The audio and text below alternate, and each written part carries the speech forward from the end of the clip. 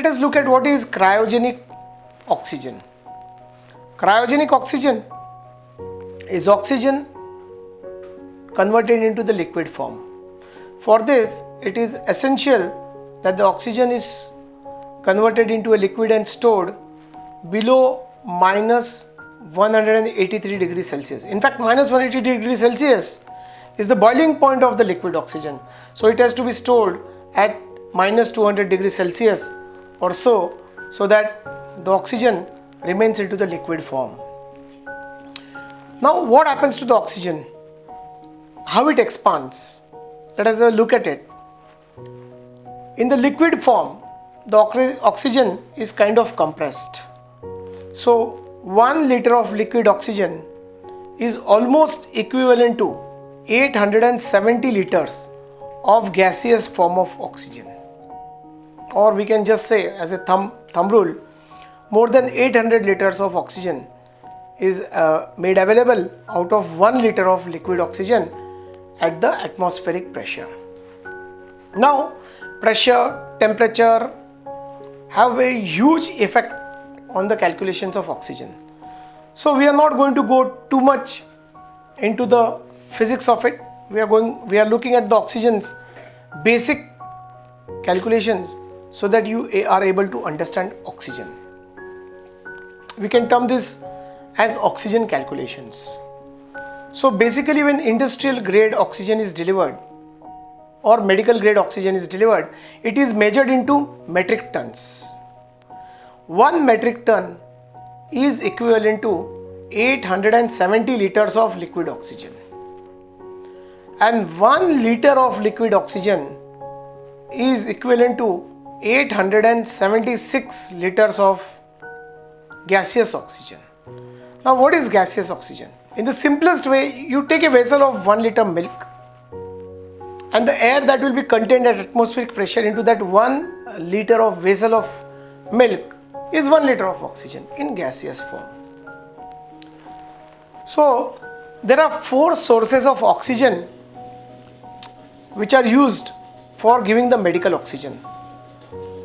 Let us look at these sources and their categorization. First one is called liquid medical oxygen plant. These are huge liters where thousands of liters of oxygen can be stored at cryogenic temperatures. The second delivery source is a Duracylinder. These are transportable smaller vessels which store oxygen, but it can be 200 liters or 240 liters or 250 liters capacity of Duracylinders which store this oxygen in liquid and cryogenic form. The third portion, that is, are the normal jumbo cylinders in which oxygen is stored into gaseous forms. The fourth one is evolving in its adaptation. The technology has been around for a very long time, is the pressure swing absorption based oxygen generators which suck the air from the atmosphere, filter it using some aluminum silicates called zeolites and deliver 93 to 95% pure oxygen for the medical purpose or industrial purpose. Now, the cryogenic oxygen is only used in the first 2 types. Obviously, when it's going to expand 800 times, it requires a proper delivery mechanism. It requires a conversion unit. It requires pressure regulation because huge pressure is built up. Imagine it's going to expand 800 times. And even if you store the oxygen at the cryogenic temperature, you know there is perfect insulation is not possible. So the oxygen keeps on getting converted into gaseous form and the pressure is created into this high pressure vessel. So now once the oxygen there is an outlet from the LMO plant or from the Dura, there is a vaporizer that is required. What does vaporizer actually do? Vaporizer exchanges heat with the atmospheric air. Simply, it is having fins like we see our ACs or radiators are having fins, but in a very different and large proportions in the layman's language. This vaporizer, when oxygen is passed through it, will exchange heat with the atmosphere and the liquid oxygen will get converted into the solid into the gaseous form, while water will solidify and have ice accumulation, snow accumulation on the pipeline outside, because it's still very very cold oxygen that has got converted into the gaseous form, because it's just the boiling point is minus 183 degrees Celsius. Now when this oxygen gets converted, it's a huge pressure, it's expanding, right? It's boiling and expanding. So cut this boiling and expanding, we require pressure regulatory valves to step down the pressure gradually into the pipelines, so that the oxygen can be delivered to the ventilators and the oxygen points into the hospital.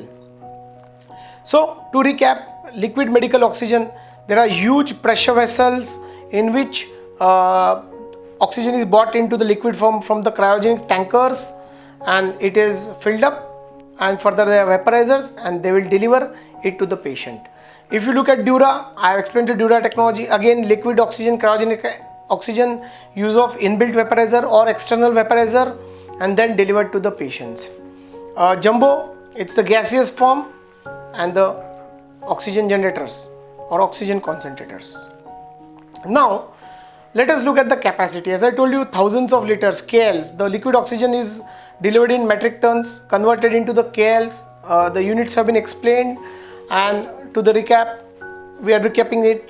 The units have been explained to you as 870 times, roughly 870 liters, and then again conversion of 0.87 factor into the gaseous form. But if you look at the other portion of the oxygen, the gaseous form, the jumbo cylinders are B and D type of jumbo cylinders. So the larger ones, the type B, will store around 7,000 liters of oxygen, while type D will store around 1,320 liters of oxygen, both in the gaseous form.